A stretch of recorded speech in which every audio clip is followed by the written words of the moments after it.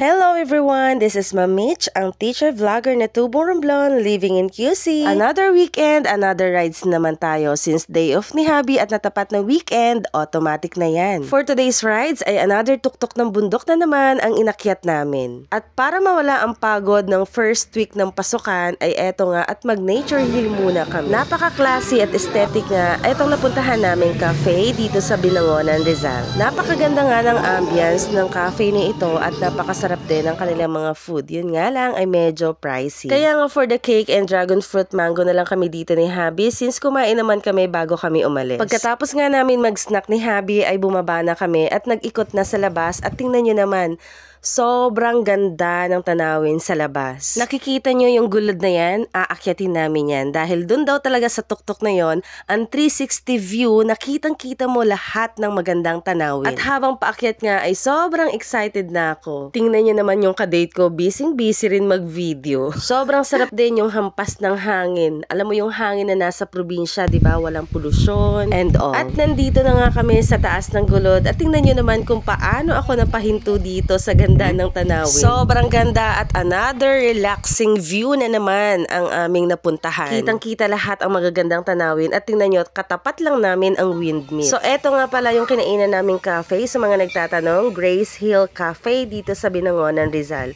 Bagong-bago pa lang ito kaya dinedevelop pa nila. Pero kahit bagong-bago pa lang etong cafe na to, sobrang dami na ang pumupunta dahil nga napakaganda naman dito. Sino ba naman ang hindi babalik-balikan etong cafe na to? Nasa taas ng bundok, nag-iisa lang siya.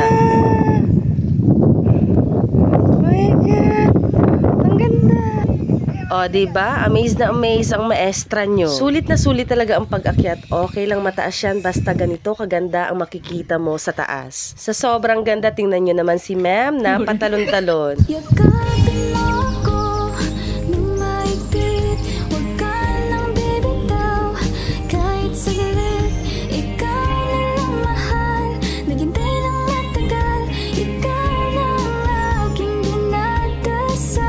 Hoy, parang Dingdong and Marian lang yan. Ay, charot. You came out the blue all the way midnight. No lie. Tell you how I almost died while you bringing me back to life. I just wanna live in this moment forever. At habang nagmumuni-muni nga kami dito ni Habi, ay hindi namin inaasahan na in-invade na kami ng mga kambing.